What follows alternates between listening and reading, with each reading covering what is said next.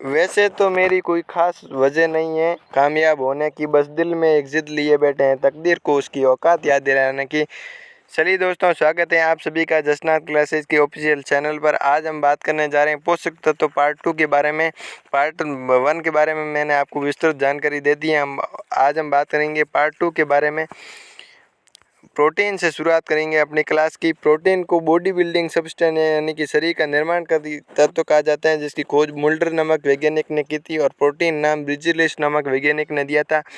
और चलिए दोस्तों, मैं आपको बताने जा रहा हूँ कि प्रोटीन में 4 प्रकार के पोषक तत्व पाए जाते हैं: कार्बन, हाइड्रोजन, ऑक्सीजन और नाइट्रोजन।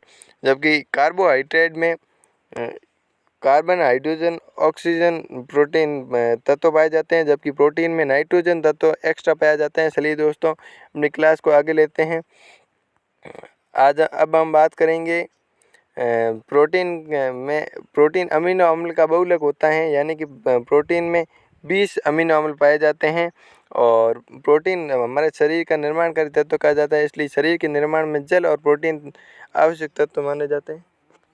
चलिए दोस्तों, अपनी क्लास को आगे लेते हैं। यहाँ पर ये पीपीटी के माध्यम से मैं आपको रासायनिक सूत्र बता देता हूँ प्रोटीन का, जिसमें कार्बन होता है, ऑक्सीजन होता है, हाइड्रोजन होता है और नाइट्रोजन पाया जाता है, यानी कि चारों तत्व आवश्यक रूप से प्रोटीन में पाए जाते हैं। चलिए दोस्तों, अपनी क्लास को आगे लेते हैं कि कौन कौन से स्रोतों में कौन कौन सा प्रोटीन पाया जाता है। जैसे कि अंडे में एल्ब्यूमिन प्रोटीन पाया जाता है और रक्त में ग्लोबिन और ग्लोबिन प्रोटीन पाया जाता है और मांसपेशी में एक्टिन और मायोसिन प्रोटीन पाया जाता है और नाखून, खुर व सींग व बाल में केराटिन प्रोटीन पाया जाता है और दूध में केसिन प्रोटीन पाया जाता है। इसे आप ट्रिक के माध्यम से याद कर सकते हैं। दूध का क्या सीन है, यानी कि दूध में केसिन प्रोटीन पाया जाता है और गुणसूत्र में हिस्टोन प्रोटीन पाया जाता है। अनाज में ग्लूटीन प्रोटीन पाया जाता है। दालों में प्रोलैमिन प्रोटीन पाया जाता है। हीमोग्लोबिन में ग्लोबिन प्रोटीन पाया जाता है। चलिए दोस्तों, अपनी क्लास को आगे लेते हैं। यहाँ पर प्रोटीन के स्रोत की बात करते हैं। प्रोटीन का विशेष रूप से स्रोत सोयाबीन और दालें होती हैं और अंडा भी प्रोटीन का स्रोत माना जाता है। सोयाबीन में 46% प्रोटीन पाया जाता है और दालों में 25% प्रोटीन पाया जाता है और अंडों में 13% प्रोटीन पाया जाता है। चलिए दोस्तों, अपनी क्लास को आगे लेते हैं। अब हम विस्तृत जानकारी, यानी कि की कमी से कौन कौन से रोग होते हैं। जैसे कि प्रोटीन की कमी से क्वाशियोर्क और मैरस्मस रोग होता है। और प्रोटीन यहाँ पर हम विशेष रूप से प्रतिशत के तौर पर बात करते हैं तो शैवाल में 65% प्रोटीन पाया जाता है और सोयाबीन में 46% प्रोटीन पाया जाता है और दालों में 25% प्रोटीन पाया जाता है। चलिए दोस्तों, आगे बढ़ते हैं। प्रोटीन यहाँ पर विभिन्न पोषक तत्वों की बात करें तो क्योंकि जैसे कि कार्बोहाइड्रेट शरीर को तुरंत ऊर्जा प्रदान करने का कार्य करते हैं, प्रोटीन शरीर का निर्माण करने का कार्य करते हैं और वसा शरीर को रिजर्व फूड यानी कि आरक्षित भोजन अवश्य आपातकालीन स्थितियों में शरीर को भोजन प्रदान करने का कार्य वसा करती हैं। और शरीर को ऊर्जा देने का सही क्रम की बात करें तो कार्बोहाइड्रेट सर्वप्रथम सही क्रम के तौर पर है, दूसरे तौर पर वसाएं और तीसरे तौर पर प्रोटीन माना जाता है। यानी कि सर्वाधिक शरीर को ऊर्जा सर्वप्रथम तो कार्बोहाइड्रेट प्रदान करता है, यानी कि कार्बोहाइड्रेट समाप्त होने पर वसा शरीर को ऊर्जा प्रदान करती हैं और वसा शरीर में खत्म होने पर प्रोटीन शरीर को ऊर्जा देती हैं। और जब प्रोटीन शरीर को ऊर्जा प्रदान करने लगेगी तो व्यक्ति का काम तमाम हो जाएगा। चलिए दोस्तों, आगे बढ़ते हैं। यहाँ पर पीपीटी के तौर पर मैं आपको बता देता हूँ कि ये शरीर में वसा शरीर को में ऊर्जा प्रदान करने वाला प्रमुख आरक्षित स्रोत हैं और शरीर में 3 वसीय अम्ल और एक ग्लिसरॉल पाया जाता है, यानी कि शरीर में 3 फैटी एसिड और एक ग्लिसरॉल पाया जाता है। और वसा जल में अघुलनशील है परंतु कार्बनिक तरल में घुलनशील होता है और प्रति ग्राम ऊर्जा में 9.63 किलो कैलोरी वसा पाई जाती हैं।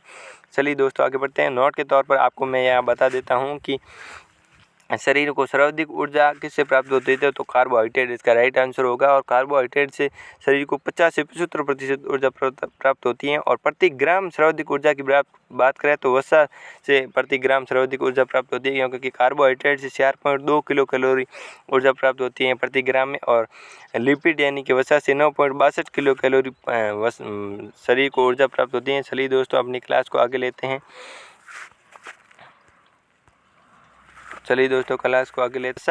को दो भागों में बांटा गया अम्ल के आधार पर, यानी कि संतृप्त वसा और असंतृप्त वसा। संतृप्त यानी कि सेठ वसा, यानी कि जो ठंडा मतलब ठंड में जो जम जाती है और गर्मी में जो पिघल जाती हैं उसे संतृप्त वसा कहा जाता है। जैसे नारियल का तेल है, घी है, मक्खन है, डालडा है, पाम ऑयल है। जबकि असंतृप्त वसा उसे बोला जाता है जो ठंड में नहीं जमती, यानी कि सरसों का तेल है, सूरजमुखी का तेल है, मूंगफली का तेल है, अलसी का तेल है और मछली का तेल है। चलिए दोस्तों अपनी क्लास को आगे लेते हैं। संतृप्त वसा शरीर को अधिक हानि पहुंचाती हैं क्योंकि ये कोलेस्ट्रॉल का जमाव कर देती है शरीर में।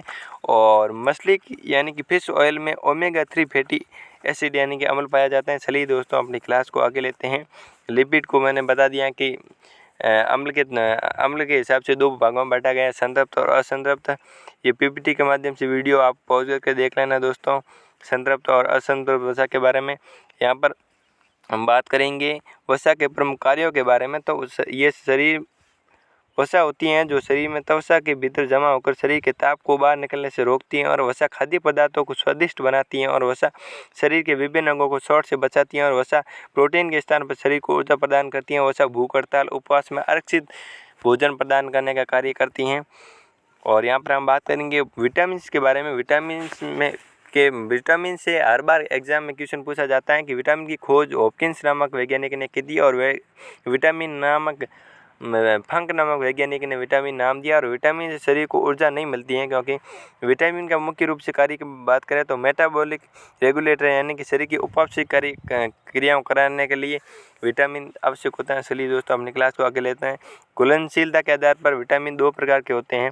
जल में घुलनशील विटामिन होते हैं जैसे भैंस के पानी में, यानी कि आप मेरी एक ट्रिक याद कर लेना, बिस्लेरी वाली ट्रिक आप याद करोगे। बिस्लेरी बी मतलब विटामिन बी और सी का मतलब बिस्लेरी मतलब विटामिन सी, यानी कि बिस्लेरी यानी कि विटामिन बी और सी जल में पाए जाते हैं।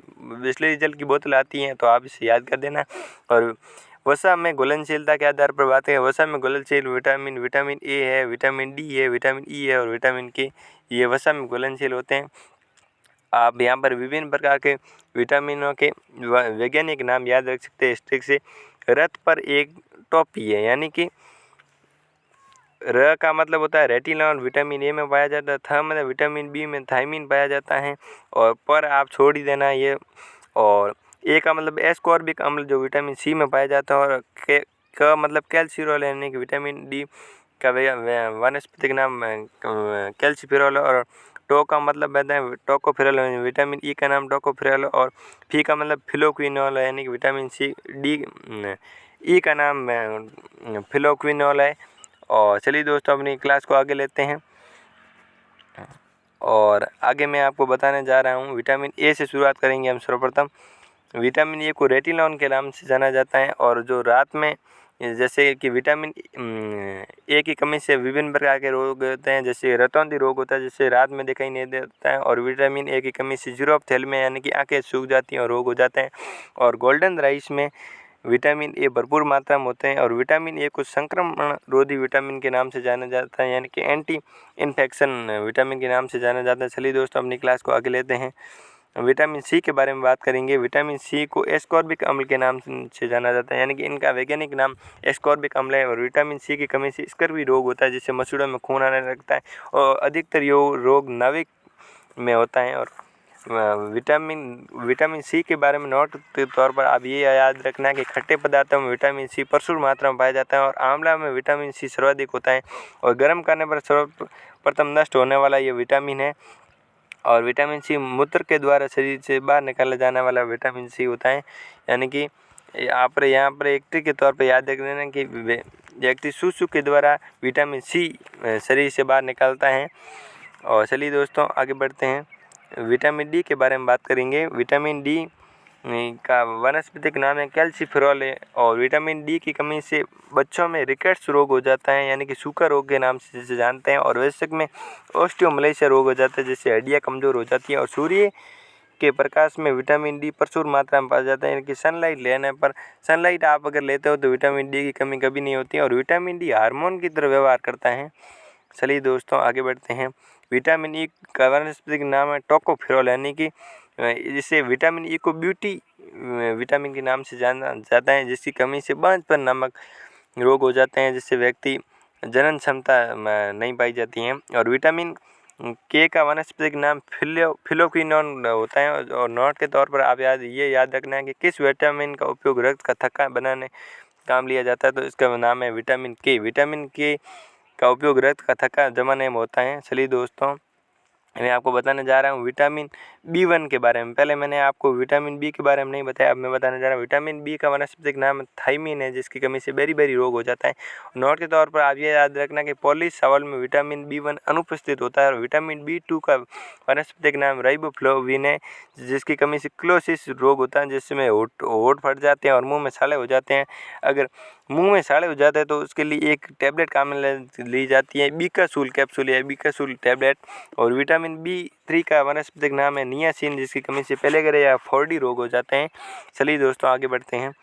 अब हम बात करने जा रहे हैं विटामिन B5 के बारे में, जिसका वानस्पतिक नाम पेंटोथेनिक अम्ल है, जिसे बर्निंग फूड सिंड्रोम के नाम से जाना जाता है। विटामिन B9 का वानस्पतिक नाम फोलिक एसिड है, इसकी कमी से एनीमिया रोग हो जाते हैं। और विटामिन B12 को साइनोकोबालामिन के नाम से जाना जाता है। और विटामिन B12 में कोबाल्ट धातु होती है।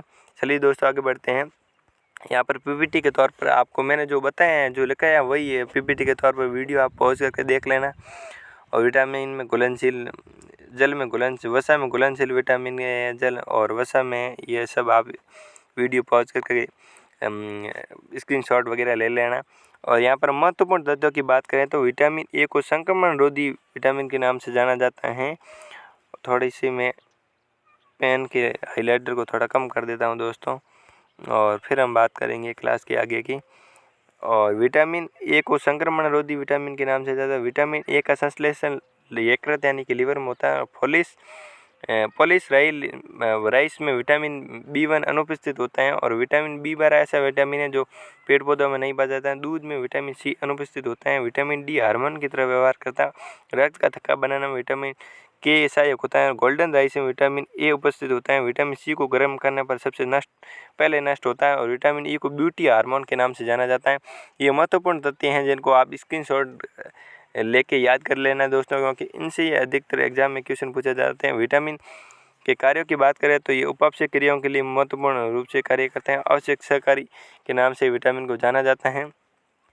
चलिए दोस्तों, अपनी क्लास को आगे लेते हैं। खनिज बात करेंगे। खनिज लवण ये एक अकार्बनिक पदार्थ है जो शरीर में 29 तत्व खनिज लवण के पाए जाते हैं। यह शरीर को ऊर्जा प्रदान नहीं करते, परंतु शरीर की विभिन्न अभिक्रियाओं के लिए खनिज लवण आवश्यक माने जाते हैं। यानी कि खनिज लवण से शरीर को 0 ऊर्जा मिलती है, 0 किलो कैलोरी ऊर्जा मिलती है। और खनिज लवण से ऊर्जा नहीं मिलती, ये मैंने आपको बता ही दिया। और चलिए दोस्तों, आगे बढ़ते हैं। मानव शरीर में विभिन्न प्रकार के आवश्यक खनिज कौन कौन से हैं? जैसे सोडियम होता है जो रक्त दाब का नियंत्रण करता है। और पोटेशियम, जिसका प्रतीक के है, जो पेशी संकुचन करता है, पेशी संकुचन के लिए आवश्यक। और कैल्शियम Ca+2 हड्डी को मजबूत और रक्त स्कंदन यानी कि रक्त का थक्का बनाने में आवश्यक होता है। और फास्फोरस दांतों की मजबूती का कार्य करता है। और लोहा हीमोग्लोबिन के निर्माण के लिए आवश्यक है। आयोडीन घेंगा या गलगन रोग के उपचार में काम होता है, यानी कि आयोडीन की कमी से घेंगा या गलगन रोग हो जाता है, थायराइड ग्रंथि में होता है। रक्त का थक्का बनाने का कार्य विटामिन के द्वारा किया जाता है। और इसके साथ ही तत्व कैल्शियम के द्वारा भी रक्त का थक्का जमाया जाता है। चलिए दोस्तों, आगे बढ़ते हैं। या हम खनिज लवण के बारे में बाद में हम जल के या वाटर के बारे में बात करते हैं। मानव शरीर में वजन में लगभग 60 से 65% भाग जल है। और उल्टी व अतिसार में जल की कमी हो जाती है। इस अवस्था को निर्जलीकरण या डिहाइड्रेशन के नाम से जाना जाता है। वयस्क व्यक्ति के में औसतन 4 से 5 लीटर लगभग जल रोजाना पीना चाहिए। और जल में 0 कैलोरी ऊर्जा प्राप्त होती है, इनकी जल से कोई ऊर्जा प्राप्त नहीं होती है, जबकि ये शरीर की आवश्यक क्रियाओं के लिए आवश्यक माना जाता है। और जल की कमी होने पर ORS घोल लिया जाते हैं कि ओरल रिहाइड्रेशन सॉल्यूशन, ये कि खोज दिलीप महलोबिनिस ने की थी और जिसे पद्म भूषण से सम्मानित किया गया था। चलिए दोस्तों, आगे बढ़ते हैं। यहाँ पर संतुलित भोजन की बात की गई तो एक स्वस्थ व्यक्ति को प्रतिदिन 450 ग्राम कार्बोहाइड्रेट, 100 ग्राम प्रोटीन और 80 ग्राम वसा लेनी चाहिए। नोट के तौर पर बात करें कि सरसों के तेल में ऑर्जिमोन के तेल की मिलावट की जाए तो ड्रॉपसी रोग हो जाता है। चलिए दोस्तों, आगे बढ़ते हैं। यहाँ पर ये प्रश्न वगैरह दिए गए कि विटामिन के का वैज्ञानिक नाम क्या है, विटामिन डी का वैज्ञानिक नाम क्या है, ये सब प्रश्न है। आपको वीडियो पॉज करके देख लेना, इसका आंसर सभी आपको दिए गए हैं। जैसे विटामिन बी की कमी से कौन सा रोग होता है, तो फोर्डिया सिंड्रोम। चलिए दोस्तों, मैंने आज आपको इस वीडियो के माध्यम से संपूर्ण जानकारी पोषक तत्वों के बारे में दी है और अगले हम चैप्टर पाचन के बारे में अगली क्लास में बात करेंगे और अपनी क्लास को यहीं विराम देते हैं। जसनाथ क्लासेस जुड़े रहने के लिए हमारे चैनल को सब्सक्राइब करें और बेल आइकन को प्रेस करें। धन्यवाद आप सभी दोस्तों का जो हमारी क्लास में लगातार जुड़े रहें। आप सभी का प्यार ऐसे ही बना रहे। धन्यवाद दोस्तों।